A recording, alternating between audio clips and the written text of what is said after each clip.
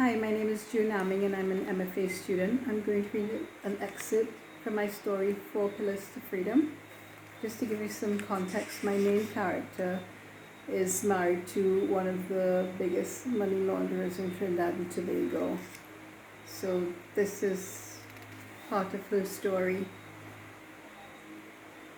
After your home is partially destroyed by a firebomb, news that never makes the papers, the kids are sent to Canada to a boarding school, and you convince Keston to teach you how to use a gun. Sweet freedom. You go with Bertha to a private shooting range in a forested area just before Mark Creek Beach, and are taken aback by the people that you see there. In a place that could well have been mistaken for a country club are some of the who's who's of Western Trinidad. You feel as if you're part of an exclusive club, where the uniform is a khaki pants and a t-shirt. You even see 2 underage sons of a minister in the government taking selfies with their guns and think that that Instagram shit is going to backfire on their asses. You tell yourself that if this is your life, you must come up with some life strategies. You have many internal conversations with yourself that soon become affirmations. You make that mental list. Do you want to live in a lifestyle that you've become accustomed to? Do you like having wine flown in from Argentina and specially prepared food from Japan? Hell yes! Can you become used to the kids being in boarding school in Canada? Under these circumstances, that would be a hard yes. Can you live without the bastard prick? You wonder why you're even asking yourself this question.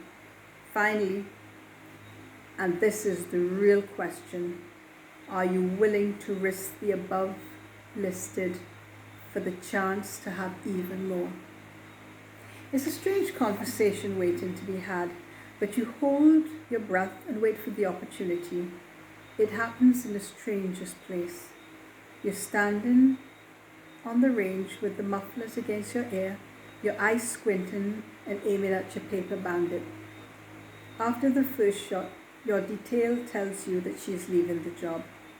You lower your hands and expose your left ear to her words. I sit down and think about what you asked me, and I had to ask myself what I'm really doing in this place. Imagine I sitting down day after day and watching a woman doing puzzles. No offense, eh? You nod. It's hot and it's noisy, but you feel the excitement crawling through your veins and to your pumping heart. I went to my bank account and I watched it. I almost faint. I don't have no big set of money saved, and all you're taking trips to foreign. If bullets ever start to spray, they gonna be my backside taking the heat. Anyway, I went and talked to Uncle Keston, and he said that the money not enough to get a raise. You think I can't do nothing else, eh? I have to leave this place, man. It had to be better out there. You pat her on the back and you suggest that a good lunch will help. You pick a small fish place off one of the docks in Chagaramas. You want the winds to carry your words out towards the horizon and bury them in the salty sea. Your heart is thumping as you carefully sketch your plan out to Bertha. With fingers entwined, she leans in close and listens. She smiles. What is not there to like about the plan? It's genius. She says that she can do it, and you see that rare smile spread even more across her face. You smile too, because you think that if anyone can pull this off, it's the 2 of you. You hope to God you're right. You don't have to do much. You're not up to bat. The ball is not in your court. It's all up to Bertha. Things are eaten up with the outside force, and tension home is palpable. It seems as if things are closing in on the business, but you're willing to go with the flow because soon it will be over. Then the phone rings in the middle of the night and the prick bursts into your room. He tells you to get dressed because the new commissioner of police has gotten some intel and they are coming for his white-collar ass. You watch him grab his pre-packed bag and he throws another one at you. He has a pre-packed bag for you too. You're surprised. You're even more surprised when he tells you that he's going to Venezuela and into deep hiding for a while. You were told that Bertha is going to be taking you to Piarco, where you will fly out to Toronto to meet the children. You are assured that your name isn't on any of the books, and even if they bring you back to Trinidad, that there's no way they can tie you in to the activities. He kisses you on the lips, and for one moment, you wish that things could go back to the way they were before. Then he's gone. You sit in the car with Bertha at the wheel, taking her time across the Beetham Highway.